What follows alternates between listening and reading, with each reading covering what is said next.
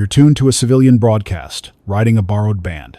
This is not official, not licensed, not part of any emergency management operation. It's just me and an old radio set, running from a wheezing generator and a pile of notebooks that never made it into the system.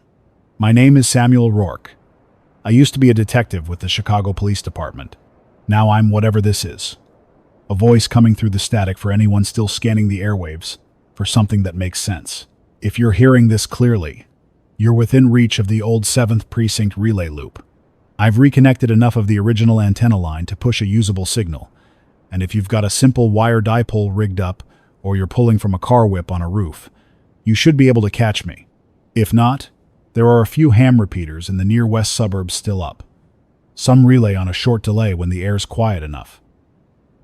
The building I'm broadcasting from is no longer part of the grid.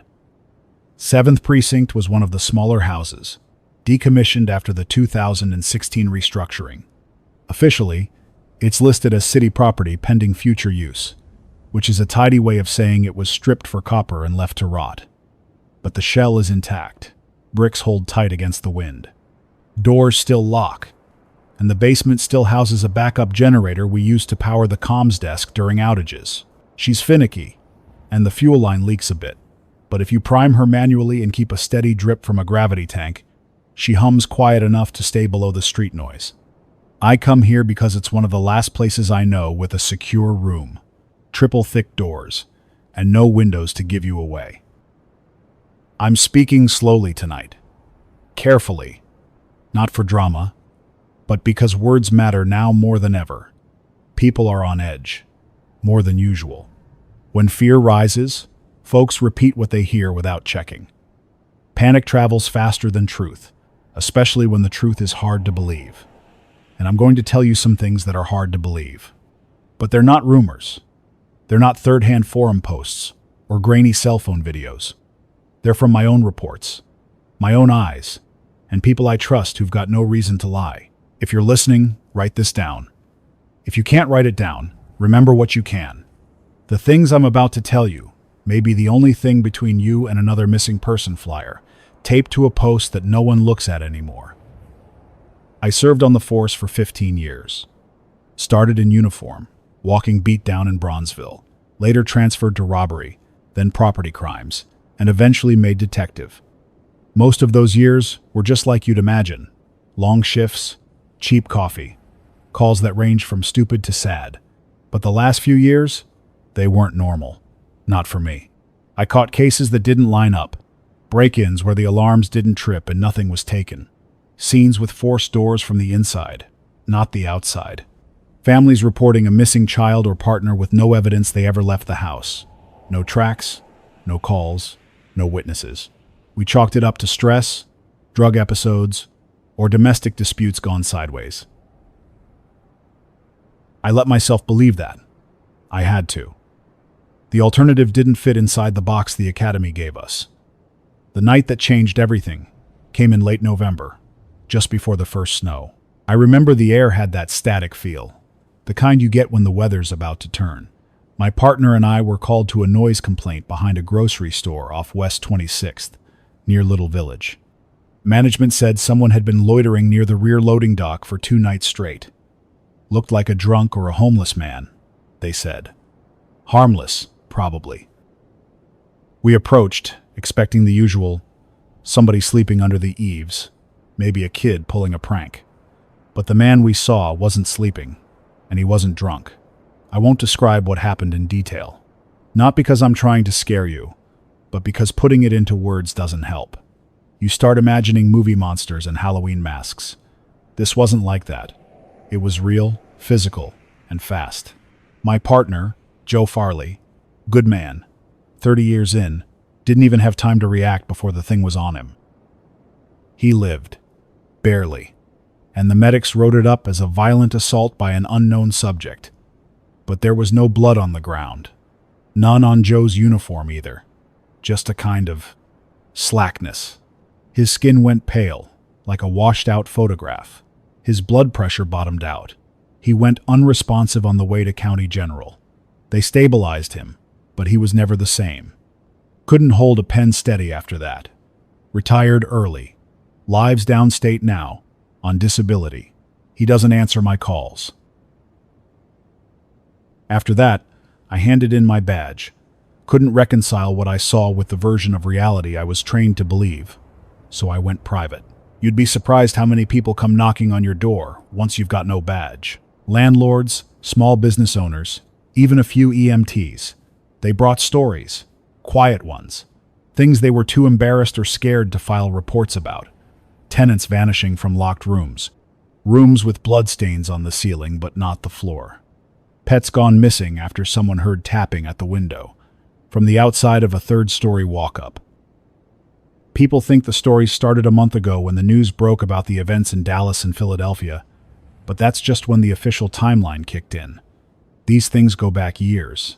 They just moved in the margins. Stuck to neighborhoods without cameras, buildings with busted lights, people too tired or too scared to go to the cops. It wasn't until hospitals started running short on blood bags and the Red Cross was calling for emergency donation events in half the states that someone upstairs finally admitted something was happening. You've probably heard the word vampire.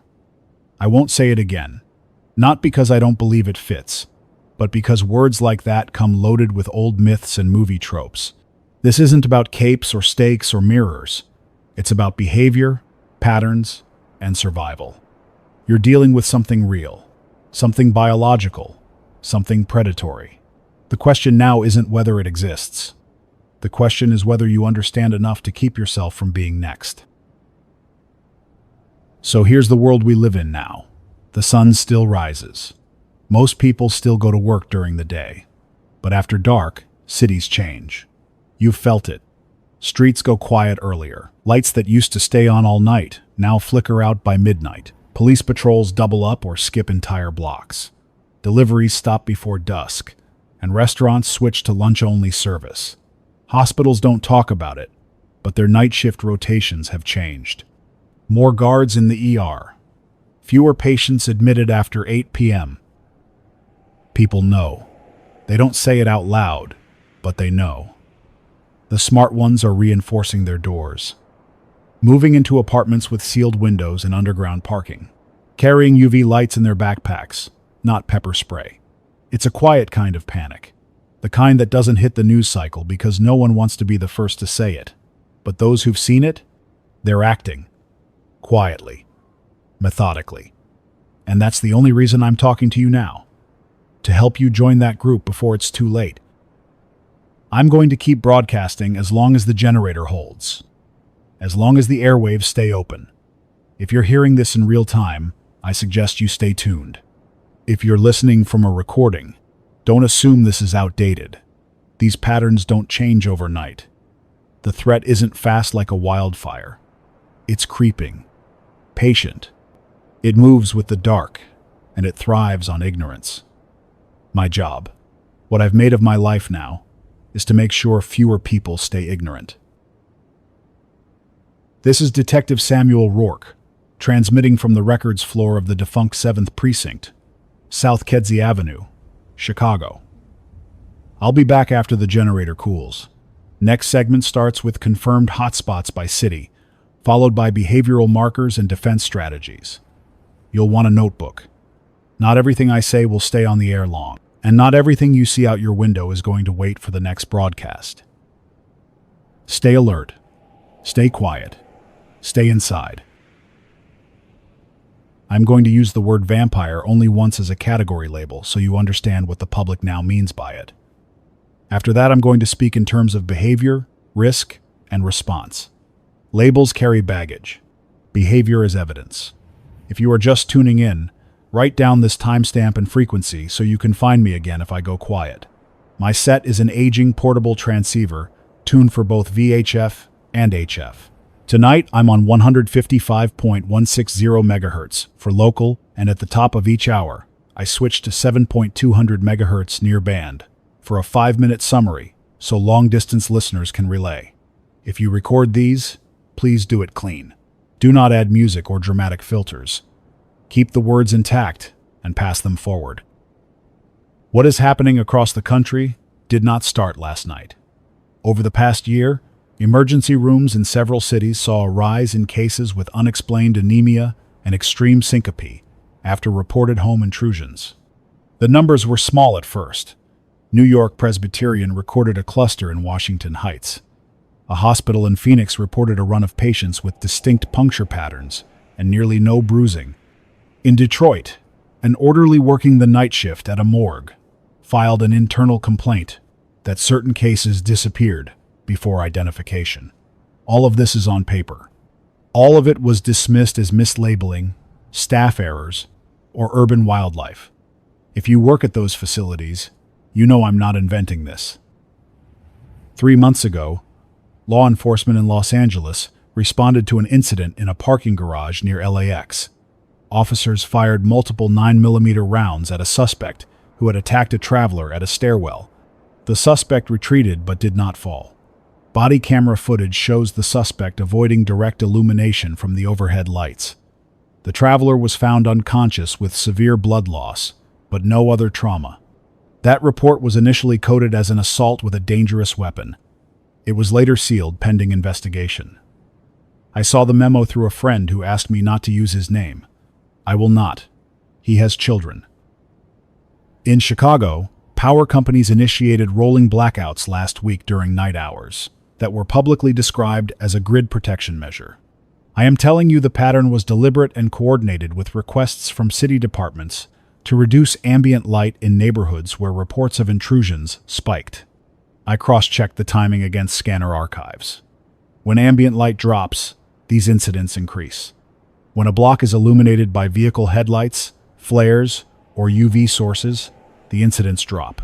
I know this because I sat half a night in a second-story apartment on West 18th with blackout curtains pulled and a handheld UVC wand plugged into a battery pack.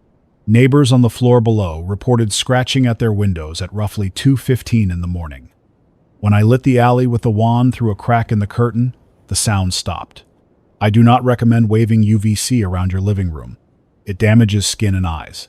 If you are going to use it as a deterrent, treat it like a chemical. Limit exposure. Shield yourself. Here is what I have observed, and what I have from credible witnesses with consistent details. The subjects we are dealing with are sensitive to direct sunlight.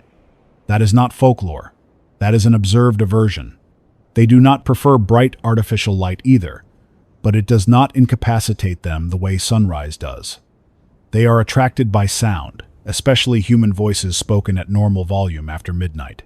They will attempt to isolate individuals by imitating familiar voices from hallways and stairwells. Before you scoff at imitation, understand that imitation is not full speech. It is pattern and cadence, a short loop of phrases repeated with slight rearrangements. People think they hear a spouse or a neighbor. They open a door. If you doubt me, leave your phone recording near your door from midnight to 4 in the morning and listen back for the repeated phrases separated by long silences. Do not open the door. You want to know what stops them. Fire does not stop them quickly enough to be practical for you without putting your house at risk.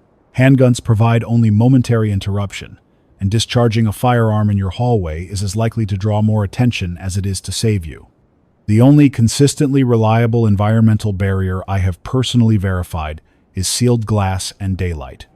They do not cross thresholds easily if you have tight seals and light behind them. Steel bars on basement windows help significantly. Heavy curtains on ground floor windows, coupled with white noise to mask indoor movement, help more than you would expect. I watched a subject stand motionless outside a glass storefront near Western Avenue for 20 minutes before a delivery truck turned onto the block. As soon as headlights swept the sidewalk, it moved away at an angle that kept it in the building's shadow. Hugging masonry, almost a practiced rule. Avoid radiant sources. Approach silence. Break lines of sight. I know the rules old movies hand out. I am not going to repeat them like a list from a theater handbill.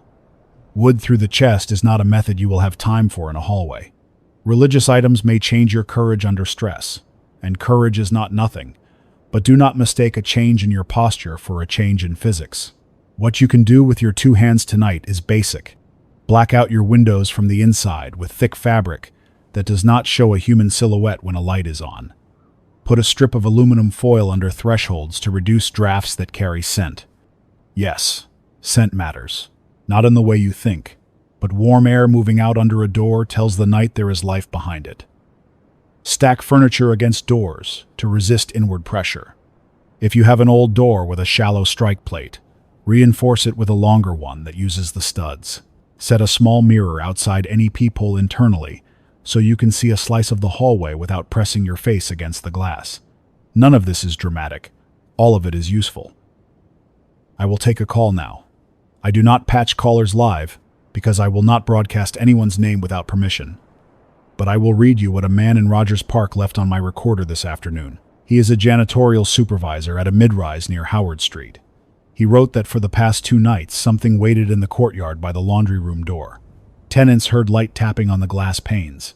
When they checked the camera feed, the image glitched every time the figure moved through the frame, as if the compression algorithm refused to model the features. The supervisor wrote that he turned on floodlights, and the figure withdrew to a corner where the light fell off, then stayed there until dawn. He went outside at noon and found no prints on the mulch and no scuffs. He asked if he was imagining it. He is not. Digital cameras do weird things with low light and motion. If your feed stutters, that does not mean it is empty. I owe you honesty about my own history before I go further. The thing that drove me out of service happened on a cold night behind a grocery with a delivery ramp. My partner, Joseph Farley, was a quiet man who did solid work and kept a straight ledger.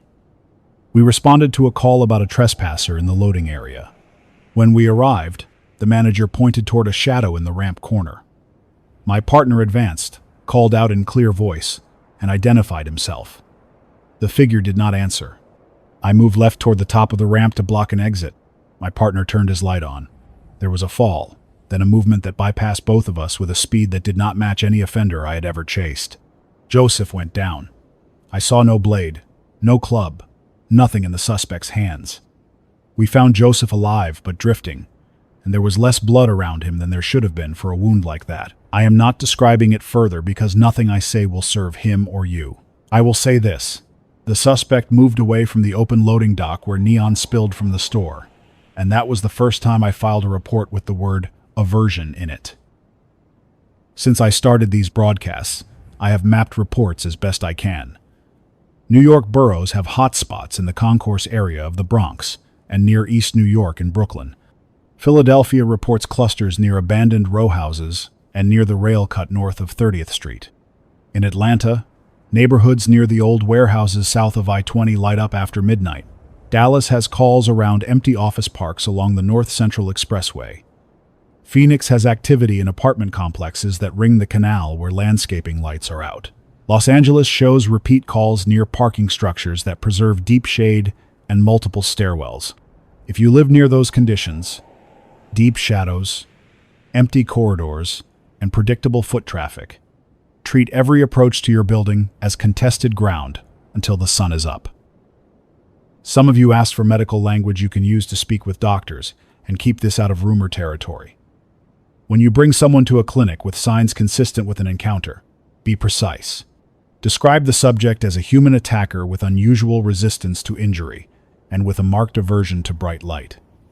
Describe the patient in terms of rapid onset anemia, collapse, and a frightened state. Use calm words. Doctors know what syncope is. They know what anemia is.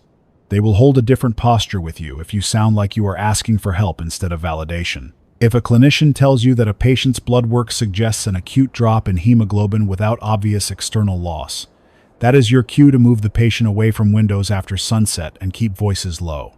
I know some of you want a vaccine or a single pill that corrects this. If something like that exists, it is not on the shelf at your pharmacy tonight. You can still do a lot with tape, fabric, and common sense. Let me be clear about the voice imitation pattern. This is where good people get tricked. The subjects repeat a set of short phrases that sound close, not perfect, and they time them to human impatience. Knock. Wait. Whisper a name. Wait longer. Repeat the name with a little more urgency. Mimic a cough. People open doors because silence feels harder than action. I sat across from a woman on the south side who lost a brother that way 2 nights ago. He lived in a basement studio and kept his door chained. He heard what he believed was his neighbor's kid asking for help because the elevator was stuck. He opened the door as far as the chain. Then he unlatched it because children should not be left alone in a hallway. The neighbor had no children. If you hear a request in a hallway after midnight, answer through the door, not with the latch. Tell the person to step into frame of your peephole. Make them hold an ID to the glass and step back. If you have any doubt, speak softer and wait longer. Time is in your favor, not theirs. Dawn always arrives. I will read parts of a field note I wrote yesterday in Pilsen, near a brick factory that closed years ago. I parked 2 blocks away and walked in daylight to the alley behind the factory. The rear wall is lined with high windows bricked in on the lower panes, open on the top for ventilation. I found a trail of dried residue on the wall, like someone had thrown a bucket of dirty water days ago. Inside, the floor was covered in pallet wrap and paper dust. The smell was stale and cool. In the far corner, I found a nest made of clothing, plastic, and a mattress stripped down to coils. Insects clustered where the room was darkest. No food wrappers, no water bottles. A person still subject to hunger and thirst would leave those. Whoever stayed there left only a layout designed to hide from light and watch a door. I left before sundown. I went back this morning and found the coil bed moved 4 feet closer to the wall, away from the window's sunbeam. That is behavior, not myth. Let us talk about travel, because some of you keep writing that you want to leave the city. Ground rules. Do not drive long distance at night unless you have no choice. If you must move, leave after sunrise and plan to be indoors by afternoon twilight. Pick routes with fewer overpasses and fewer parking structures. Bridge underpasses create deep shade even at noon. Fuel up in daylight at open stations with wide lots and working lights. In the Midwest, I recommend routes that avoid long tree tunnels. Interstate rest areas, with big windows and multiple exits, are safer than cramped motels with narrow corridors. If you have to sleep in a vehicle, park in a bright, open space, and use sunshades to prevent silhouettes. If you are thinking about trains, understand that dark tunnels and stations with multiple underground levels complicate everything. If you are thinking about flights, know that airport parking garages have shown repeated incidents, and that power flickers inside jet bridges at night create dark mouths that look like invitations. There is no perfect road. There are smarter times to use it. I am going to address the question some of you keep asking in your messages. Is this a contagion or a category of person we failed to recognize? I am not a virologist. I can only tell you what patterns look like to a detective. When a behavior shows up across cities with remarkably similar detail, and when that behavior seems to confer advantages in low light and disadvantages in bright light, and when the bodies of offenders resist ordinary injury responses that would slow an untrained attacker, I start drawing 2 circles, labeled condition and choice. Condition covers the things the subjects cannot help: aversion to light, the way they hover near cool airflow from vents, the way they pull into corners during dawn. Choice covers stalking behavior, voice mimicry, and the lure at thresholds. If a condition exists, then some way of altering that condition may exist. If choice exists, then the rest of us cannot negotiate with it in a hallway at 2 in the morning. Here is a practical segment for renters and homeowners. Take a roll of aluminum tape and run a strip around your doorframe where the slab meets the stop. Stand inside with the lights on and have another adult stand outside in the dark. If the adult outside sees light leaking in a bright line anywhere, you have a gap. Fix the gap with weather stripping. If the smell of cooking travels into your hallway at night, turn on your bathroom fan with the door closed during and after you cook, so the pressure draws air into the apartment instead of pushing it out. Hang a dark blanket behind the curtains, so that if you switch a lamp on, the shadow on the street does not show a moving figure. Put felt under chair legs and table legs, so any bump against furniture during the night will not echo into the hall. Tape the latch plate screw holes and re-drill for screws long enough to reach the studs. I know this sounds like overkill. It is not. A door that holds for 30 seconds is the difference between a bad story and survival when your neighbor opens his by mistake.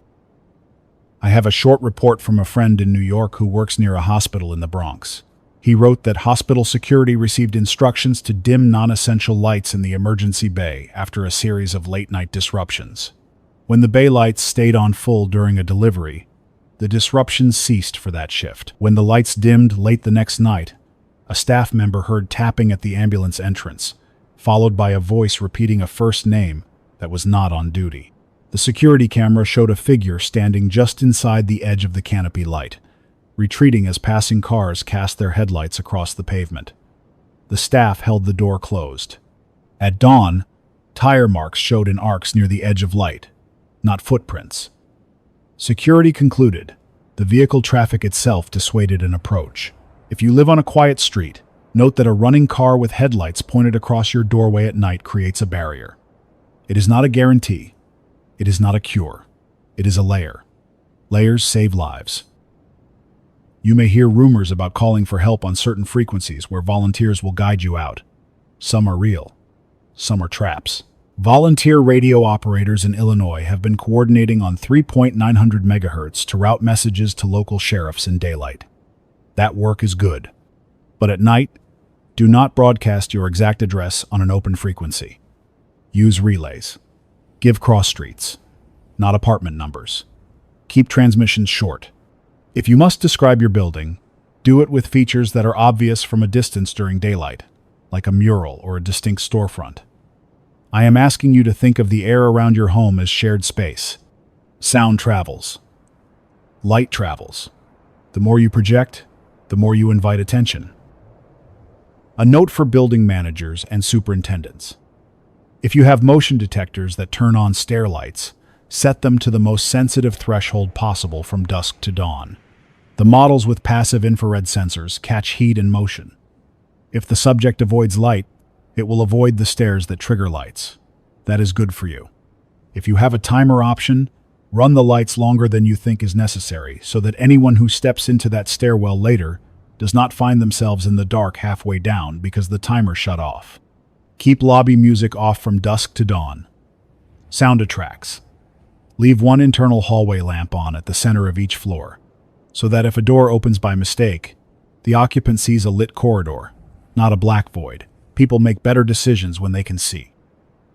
I need to say a few words about the callers who ask if law enforcement will clear the streets. Officers are real people. Many of them are working beyond their shift length. Some of them live in the same neighborhoods you do. The tactics that work for crowd control do not automatically translate to this situation. You cannot line up barriers and sweep a block when the subjects avoid clear lines and prefer shaded pockets. What officers can do, and what some are already doing in cities like Cleveland and St. Louis, is set up impromptu light corridors at key intersections during the night hours to create islands of safety where people can move between buildings. If your city does this, assist them by keeping curtains drawn and not standing at your windows watching. A silhouette in a bright rectangle looks like a target. If you want to help, offer batteries, extension cords, and water during the day. I will read an excerpt from a voicemail received at noon from a woman in Buckhead, Atlanta. She works night audit at a hotel off Peachtree Road. She said deliveries to the hotel stopped after 2 nights of repeated power dips in the alley. The staff moved guests to interior rooms and pulled the shades. On the 3rd night, someone knocked at the service entrance and asked for housekeeping in a voice that sounded like their daytime manager. The night auditor knew her manager's habits and recognized a difference. The manager never uses first names at that door. The voice used a first name twice. The night auditor kept the chain on and asked the voice to back away into camera view. The figure moved out of frame instead. The auditor waited until dawn and found fine scratches around the latch, but no deep pry marks. She sent photos. The scratches are light and irregular, not like a tool, more like fingernails. She did everything right. She stayed behind the chain. She asked for identification. She waited.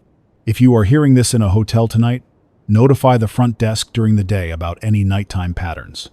Ask them to put a chair or a bar against your door from the inside. Put the heavy luggage rack in front of the latch. Create a wedge. Let's address supplies. People hear the word outbreak and run for bulk. Do not empty a store shelf you cannot carry up a stairwell. Water and light are your priority. Store water in clean containers with tight lids. Fill bathtubs before sunset if you expect utility interruptions. Battery-powered lanterns with diffusers are superior to an open flame because they do not alter indoor air quality and they do not advertise you to the street with flickering light. If you buy flashlights, pick ones with a low setting that will not cast sharp moving shadows on your curtains.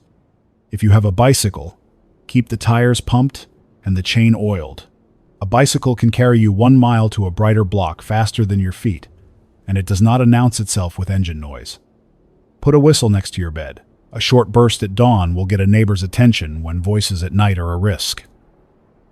Some of you work nights and cannot avoid being outdoors.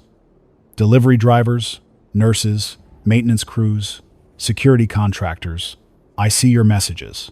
Your risk is higher between midnight and sunrise. You still have agency. Park near light. Walk the center of sidewalks, not the building line. Cross open lots instead of hugging walls. When you open a door to a stairwell, hold the latch with your left hand, so you can pull the door back quickly if something moves in the dark. If you carry a light, do not sweep it like a search pattern. Aim it at the floor ahead of you and keep it steady, so you do not create moving shadows that hide motion. Tell your dispatcher that you will check in at specific intervals and stick to that rhythm. If a voice calls your name from behind a dumpster or beyond a fence, keep walking.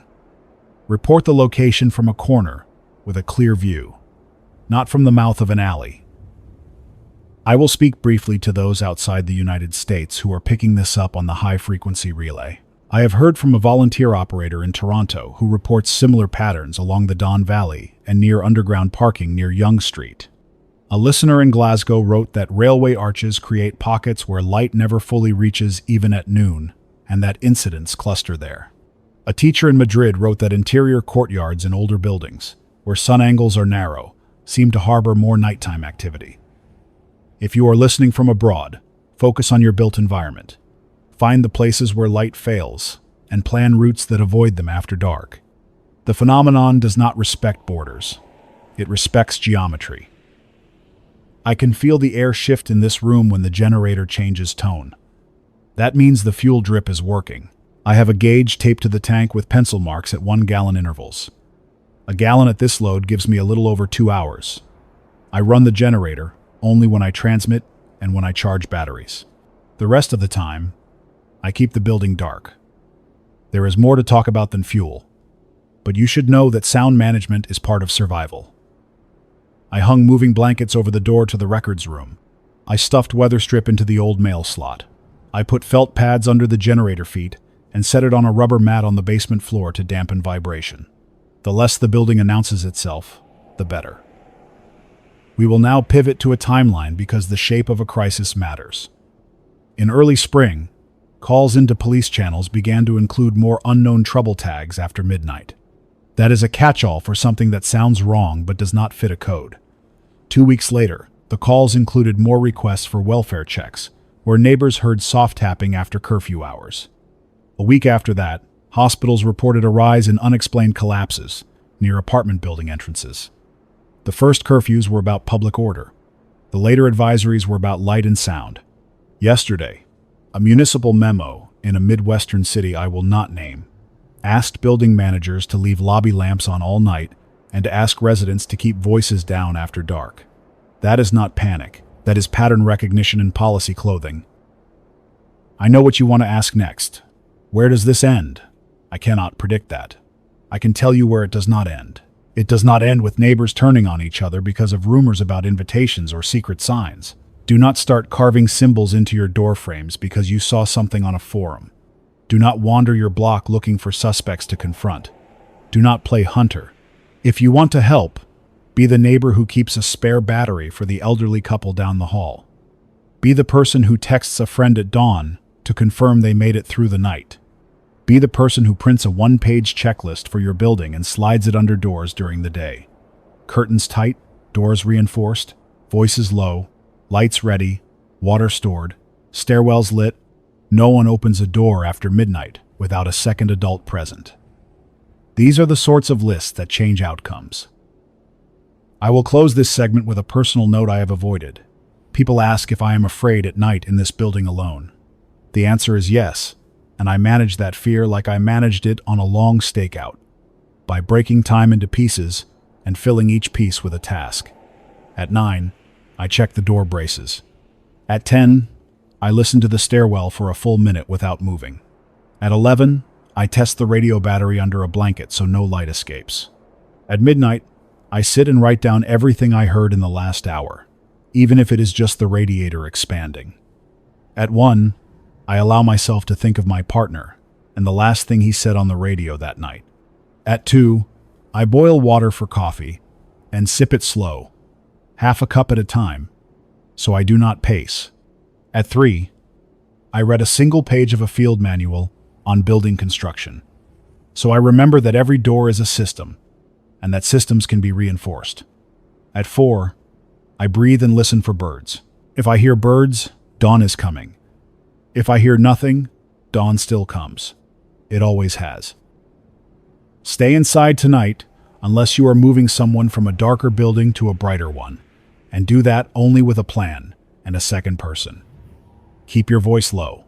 Use light thoughtfully. Close your curtains. Write down what you see. Teach a neighbor what you learned. My name is Detective Samuel Rourke. This is a civilian transmission for anyone left on the other end of the speaker.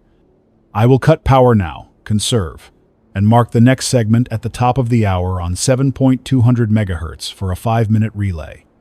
Until then, keep the night outside and the living inside. You are listening again to Detective Rourke. If you are joining for the first time, I repeat, I am broadcasting from the shuttered 7th Precinct building in Chicago. The door is chained, the windows are covered, and the generator runs only when I transmit. If you are in the suburbs and can hear me, please mirror this summary to your neighbors during daylight. We will treat this hour as a practical clinic. I will step through an apartment, a single-family home, and a small business, and tell you exactly what I would do to prepare each for the night, with materials available within one afternoon. Apartment. Start with the front door. If the building is older, the latch plate screws are probably short. Replace them with 3-inch screws that bite into the stud. Install a door bar if you have one. If not, a cut length of hardwood, under the handle wedged to the floor, at an angle works, if you brace it with a rubber pad to avoid slipping. Hang heavy curtains and a darker blanket behind them. Cut black paper to fit behind any decorative glass. Roll a towel and push it against the gap at the threshold to stop warm air from escaping. Move a couch or a heavy dresser in front of the door at night, but do not block your own exit path. If the building has a fire escape, confirm before sunset that the window latch engages and that you can open it quickly at dawn if you must move. Keep water in containers on a low shelf that does not receive direct window light. Place noise at the center of the apartment, small fan, or a low radio, to mask the sound of footsteps. Write down the phone numbers of neighbors you trust and schedule quick check-ins at dawn. Single-family home. Walk the exterior at noon. Trim shrubs that create dark pockets right against the house. Replace porch light bulbs with bright LEDs and leave one on all night. Set up a motion light that throws light across your most exposed approach. But remember that constant on is better than a surprise that makes you flinch. In the basement, screw plywood over any small windows that open to wells. Seal gaps around dryer vents and utility penetrations with expanding foam or even balled-up rags as a temporary measure. Upstairs, pull blinds and draw curtains. If your children fear the dark, give them a small, low-setting nightlight that faces the floor, not the window. Park vehicles so that headlights can be turned to wash across the front door without moving the car. Keep a charged flashlight both upstairs and downstairs. Map the house in your head for movement in the dark. A house you can move through without bumping into furniture is safer than a house filled with decorative obstacles. Small business. If you operate a corner store or a small restaurant, you already know that glass is both an advertisement and a vulnerability. At closing, cover low sections of glass with paper from the inside so silhouettes do not show. Leave a steady light at the back and one at the front. Lock the door and place a heavy object behind it, a filled bucket, a crate, anything that will make noise if moved. Do not leave cash visible. If you have a walk-in fridge with a metal door, check that the inside latch works. Post a printed notice that the business opens after sunrise only. If you must be in the store at night for refrigeration or prep, do it in pairs and in bright light. If a voice outside asks for help after midnight, call a known neighbor and ask them to confirm from their window before you approach a door. Some of you wrote in asking whether reflective surfaces confuse the subjects. I tested this in a hallway with mirrored closet doors. I placed a bright lamp behind me and opened the apartment door, a crack. The mirror cast light into the hall, but it also produced movement that would have drawn attention even if nothing was there. I concluded that mirrors are not a defense. They are a distraction for you. They create false positives and burn your attention. Use a small fixed light, not a mirror, if you need to create a visual barrier. Another question. Do pets alert before humans do? Dogs notice draft changes in scent before we do. Cats stare at the line under the door when air moves. If your dog growls softly at a door at night, do not swing it open to prove something. Sit with the dog and listen. Say the dog's name softly and watch whether the growl stops. If a voice in the hallway says your dog's name with the wrong cadence, do not answer. A real neighbor does not practice saying the pet's name at 2 in the morning. In the day, teach your dog a quiet command. If you cannot quiet a dog without shouting at it, your dog will become a beacon at night. I'm going to read a factual record from Phoenix. A maintenance worker at an apartment complex near a canal documented reports of unusual nighttime visitors and sealed a series of crawlspace grates with bolts.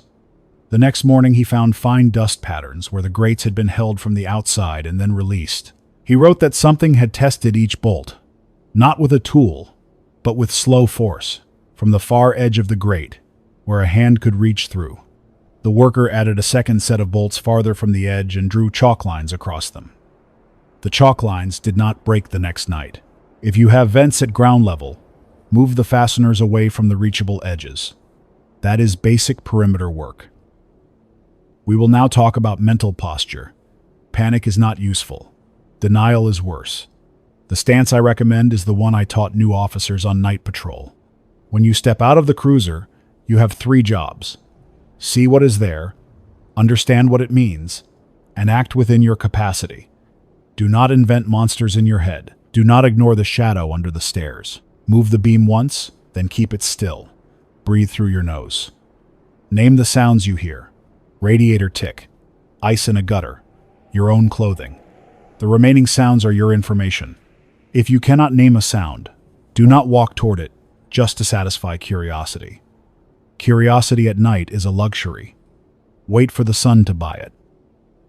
Before I sign off this hour, I will answer a hard question with as much care as I can. A man wrote from a suburb west of here. His mother lives alone.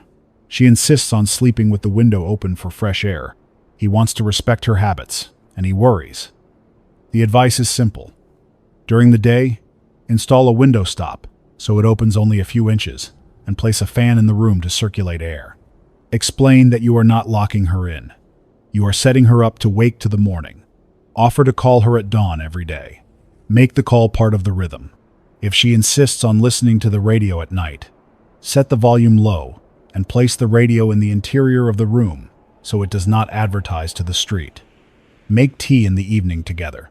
The feeling of being cared for is a stronger safety measure than any screw. People who feel seen follow safety steps more easily. This has been Detective Samuel Rourke. I will power down the generator and preserve fuel. If you mirror me on high frequency, the next short summary will be at the top of the hour on 7.200 megahertz.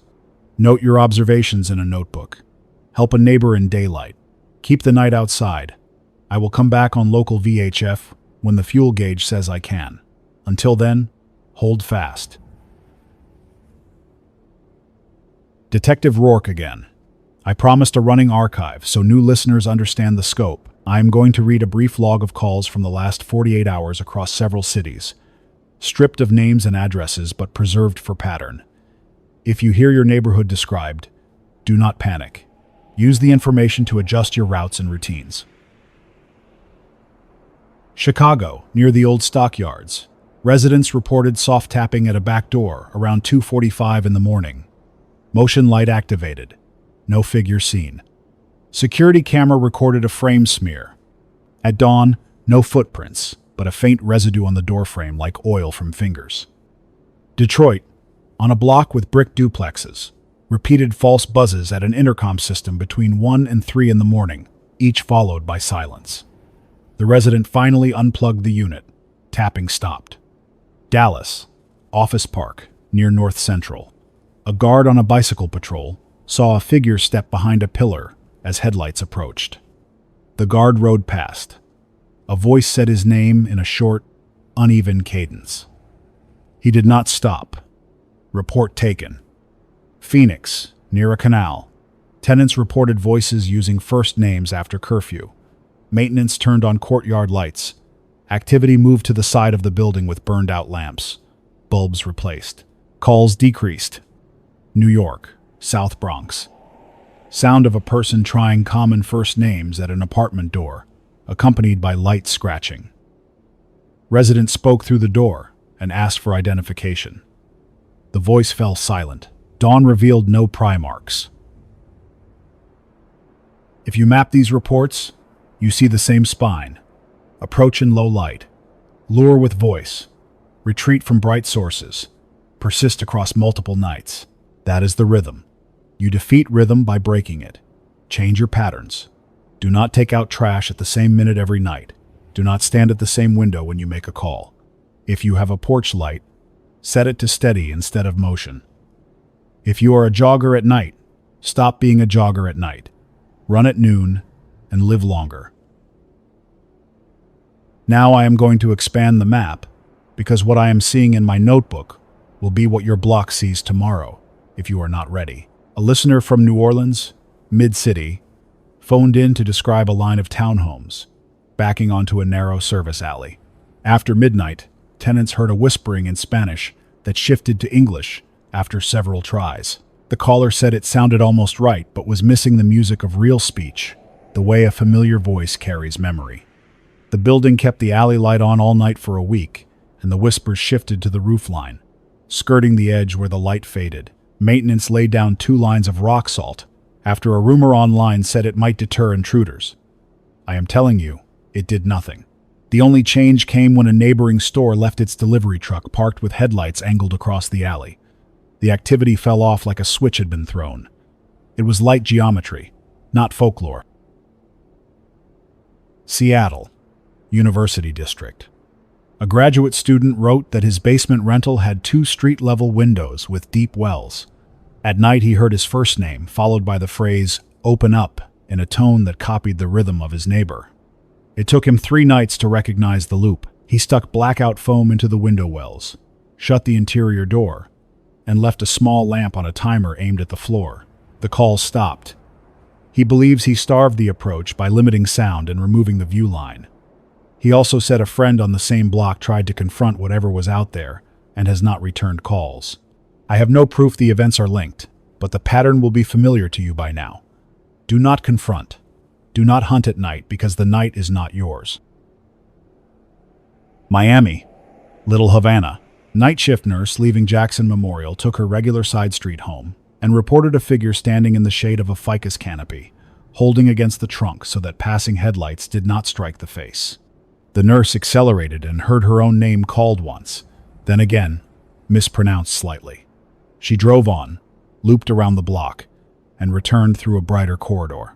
When she passed the same location 5 minutes later, the figure had moved 20 feet deeper into the shade, still holding the trunk, head tilted away from the oncoming beam. She wrote that the motion was methodical, a deliberate avoidance of light. She has since changed her commute to an earlier hour. She now parks in a lot with better coverage and a guard booth that keeps the floodlights fixed on entry lanes. Behavior and countermeasure. That is all this is. San Bernardino foothills. Small cul-de-sac. Residents placed plastic lawn flamingos as a joke next to a motion light. In the morning, the flamingos lay on their sides near the darkest corner of the fence, and the light fixture had fresh scratches on the base, as if something had tested the sensor by hand. The homeowner swapped the motion sensor for a dusk-to-dawn lamp. Over the next 3 nights, doorbell notifications dropped to 0. Sometimes the answer is as simple as removing surprises from the environment. Motion lights teach you to expect darkness most of the time and sudden brightness when it is already too late. A steady light trains a different habit. All of that sounds clinical until you add the consequence. People are getting hurt. People are being found in stairwells with no trauma except collapse. People are waking on their kitchen floor with a memory of a voice at the window and a gap in the clock. I promise to keep this broadcast within bounds that the platform can tolerate, so I will not perform an anatomy lesson. But I will not pretend there is no blood in this story. There is. It is why hospital inventories are strained, and why the demand notices for donations have multiplied. The more empty beds you see at night, the more crowded the blood bank offices are by day. Those two facts fit together. 3 nights ago in Chicago, Bridgeport, a father stepped outside to check a loose gate after hearing it click repeatedly. He kept a small wrench in his pocket and a flashlight between his teeth because he did not want to wake the family. He was outside less than a minute. His wife heard the key scrape the lock as he came back in, then silence. She walked to the door and found the chain still set. The key was in the lock, turned halfway. On the step, a faint line of dark flecks curved toward the neighbor's hedges, and then stopped abruptly, where the driveway caught more light from the street lamp. She called for help. He was found 2 houses down, sitting on the curb, dazed and cold. He could not stand without assistance. The paramedics wrapped him in a blanket and transported him. He recovered. He does not remember what happened between the gate and the curb. If you are that neighbor who hears the gate habitually and feels responsible for the perimeter, you must do those checks in daylight. At night, the hedges are part of the trap. Detroit, West Vernor. A deli owner closed early and mopped the floor with the shades down. He heard tapping on the back door and his cousin's voice asked for the spare key. The cousin lives 3 blocks away and has never used that door. The owner asked him to step into camera view. The voice laughed, incorrectly, an old joke with the punchline out of place. The owner felt the hair rise on his arms. He turned on every light in the kitchen and backed into the walk-in. He shut the heavy door and waited with the interior light off, breathing slow. At dawn, he opened the door to a clean prep room, a dry mop sink, and a back door with a fresh array of light scratches around the latch, shallow and irregular, as if someone had tested the line of force without a tool. He sent me photos. I have seen that pattern in 3 other cities. It is a probing, not an assault. They prefer easy mistakes to hard barriers. Dallas, that same office park near North Central. The bike guard who heard his name on the wind has written again. He changed his route to ride through the center of the lot instead of hugging the pillars. He wears a headlamp with a fixed low beam pointed several feet ahead. He no longer sweeps the light side to side because it creates moving shadows that hide motion. 2 nights after my suggestion, he observed a second figure track along the parking level, staying 1 pillar distant from the headlamp cone. When a delivery truck pulled into the ramp entrance and its headlights filled the space, the figure froze, then retreated toward the stairwell. The guard did not pursue. He reported the event to his supervisor with timestamps. That is a win. A tiny, real win. Phoenix, the Canal Apartments, where first names traveled the courtyard. After the maintenance crew replaced the burned-out bulbs, a new pattern emerged. Voices migrated to the side that faced the water, where path lights were still out and palms cast a dense shade over the slope. Tenants organized a daylight work party, trimmed the palms to open the canopy, and the owners installed shielded bollard lights that cast a steady, low glow along the canal bank. For 2 nights, nothing. On the 3rd, a single message whispered in a breathy cadence from behind a transformer box, the name of a tenant who had moved away 2 weeks earlier. The box was inspected at dawn. A faint residue streaked the paint where someone had leaned just beyond the lamp's reach. This is what I mean by rhythm and response. They adapt, but only within the limits of their aversion. You widen light, they thin the approach. You thin the sound, they test a different voice. New York, South Bronx. The woman who spoke through the door the first night has kept detailed notes. She started playing a recording of street noise at low volume during the night to mask the sound of movement in her apartment. She reinforced the door with a longer strike plate and added a secondary chain. She placed a small mirror, angled to see the hall without putting her face to the peephole. On the fourth night, she heard 3 separate voices try her first name with different accents. She ignored them and texted 2 neighbors to stay quiet. The tapping stopped at 2:30. At 5:30, she heard birds. When she checked the hall at 7, she found 3 smudges at equal intervals along the baseboard. Not footprints, more like the trace of a knee, where someone rested out of the light cone. She has since asked her landlord to leave the hallway lights on all night. The landlord agreed after other tenants wrote similar requests. That is how you turn a personal defense into a building policy. Now for what you asked me to address directly.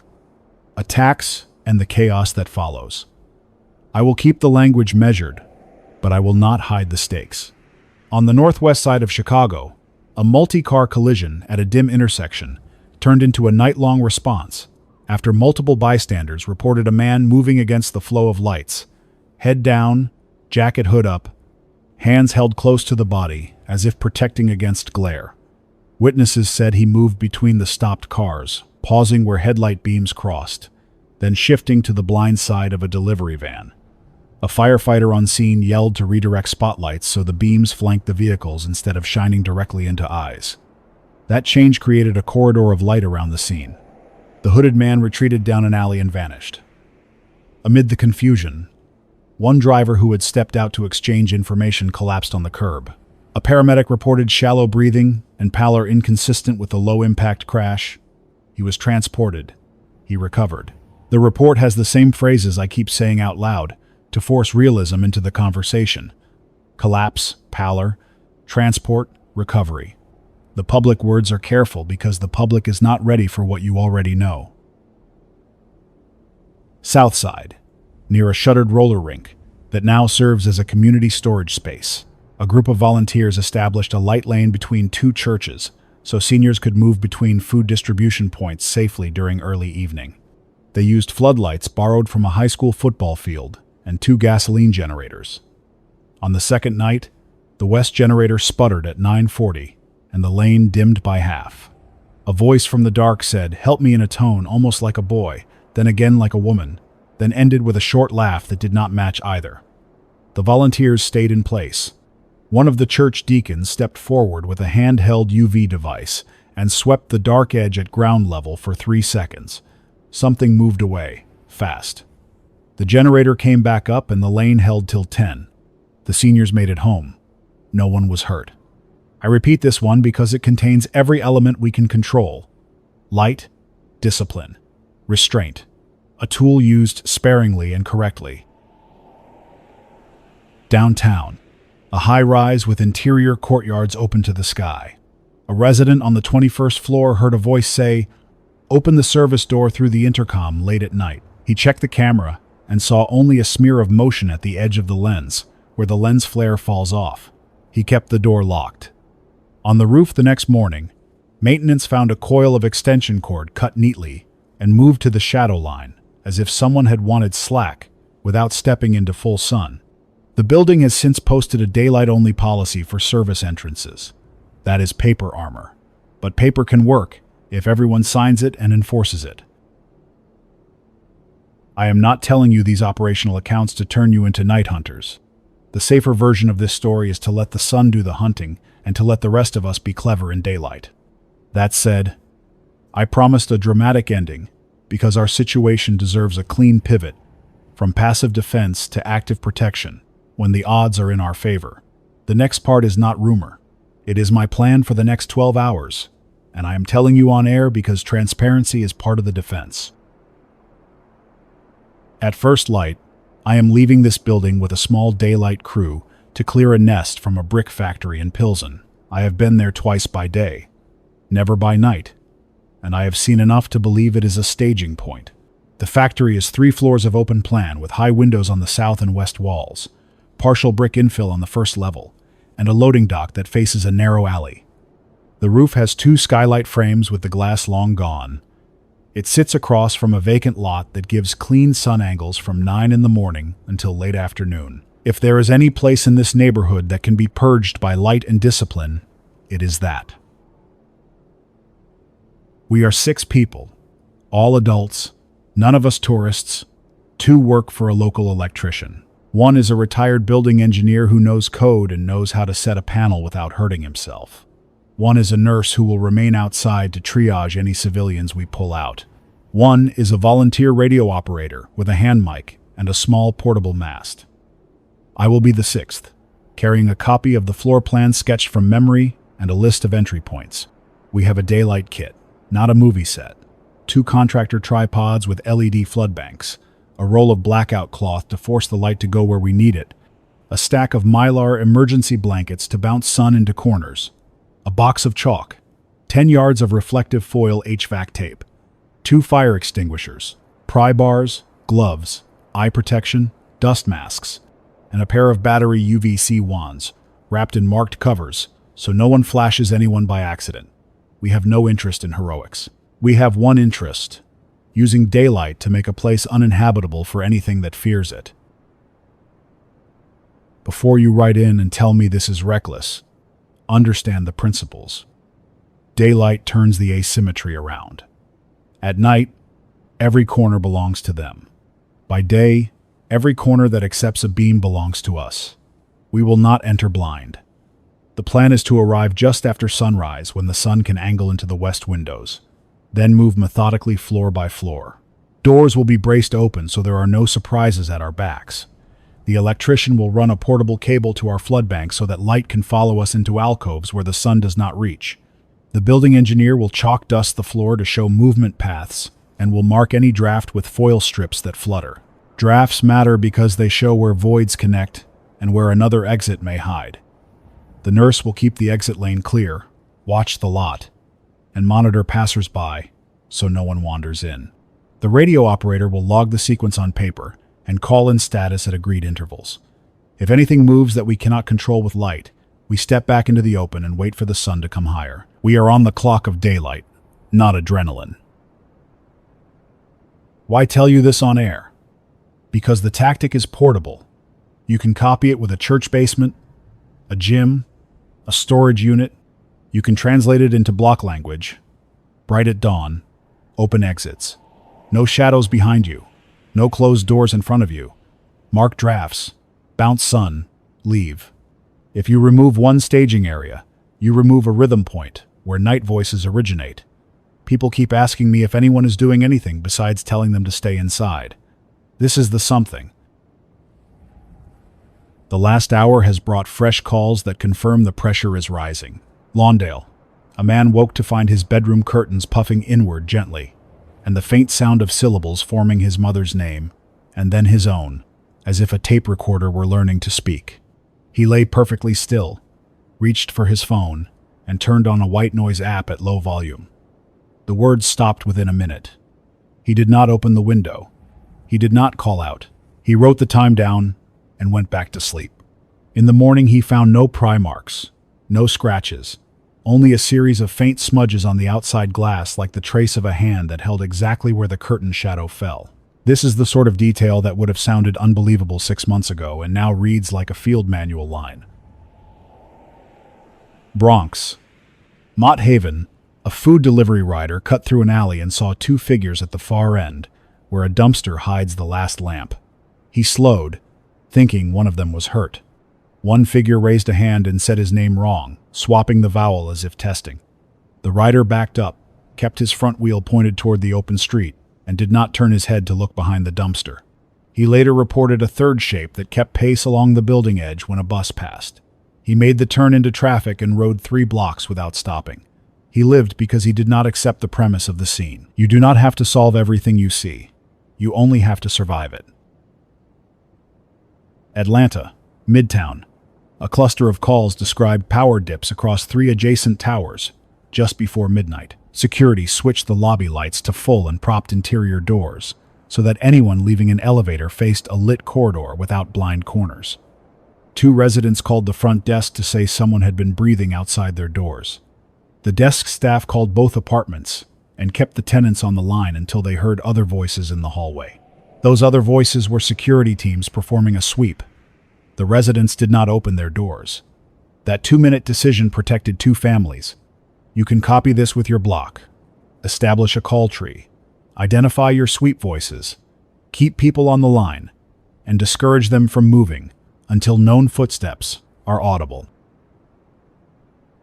I am going to say one hard thing about the chaos you want me to acknowledge. The first 2 nights that people step outside after curfew to confront what they think is a person in need are the nights that create the most confusion for responders. You will see a cluster of bystanders at the mouth of an alley, and you will think community is forming. It is not.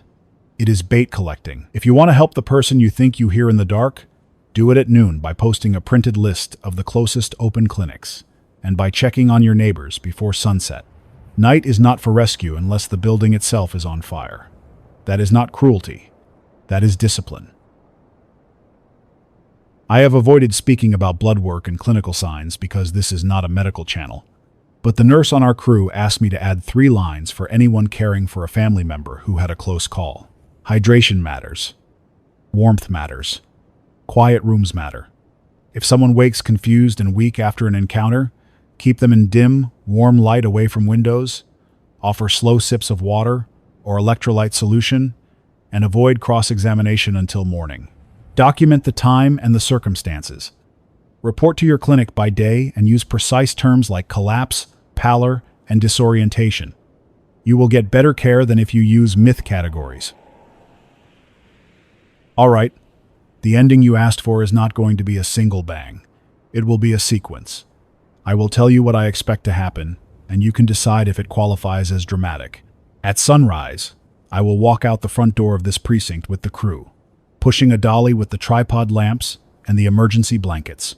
The streets will be quiet the way they are after a city holds its breath all night. We will load into a van with the seats pulled and a plywood deck laid flat so the gear does not slide. We will drive the 6 minutes to the factory while the sun is still low. We will park on the vacant lot side so the light has a clean path through the windows. We will prop the exterior doors open, and we will make the first pass without crossing a threshold, just sweeping beams and mirrors to make bright islands. Then we will go in. The electrician will take the left. I will take the right. The engineer will watch the floors and call out drafts. We will place the flood banks to flood corners. We will bounce the sun into the alcoves with the mylar blankets clipped to broom handles like bookends of light. If anything moves that does not like the beam, it will recoil. If anything holds still, we will tighten the beam until the holding still becomes impossible. The radio operator will call a status tick every 3 minutes. The nurse will stand in the doorway and count us each time we pass the threshold, because counting is how you ensure the same number who go in come out. If we find anyone alive, we will escort them to the doorway and out into the lot, where the nurse will take over. And if we find remains, we will not inventory on site. We will mark the location with chalk, withdraw, call it in, and let the proper teams do their work. That is not me avoiding the word you want me to say. That is me respecting the living who still have to hear these broadcasts without shutting down.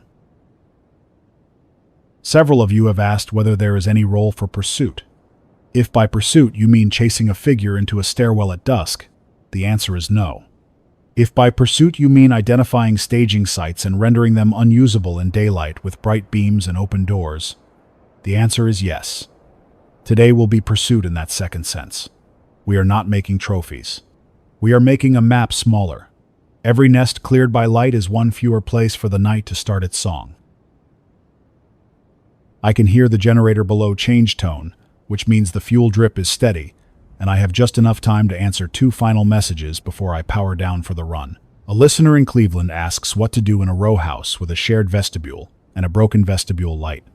Answer: mount a clamp light on the inside with the shade angled to paint the vestibule ceiling in steady brightness all night, and tape a printed note to the inner door that no one opens for unfamiliar voices after dark.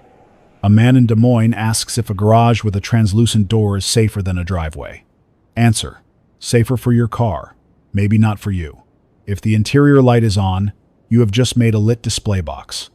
Keep the garage dark, park nose out, and use the driveway for light washing your front approach with the headlights if you must go outside at dawn for 60 seconds to pull in a neighbor. That is the only time I will say go outside in the last hour before sun, when you are adding a person to your count and the car beams can protect the approach.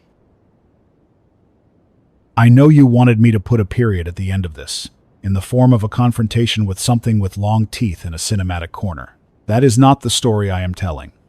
The dramatic ending is us taking a building away from the night and handing it back to the day. The dramatic ending is the phone at this desk ringing at noon, with a voice I do not know, saying they walked past that factory on 21st Street, and it felt like a place again and not a mouth. The dramatic ending is a small map with one less red circle.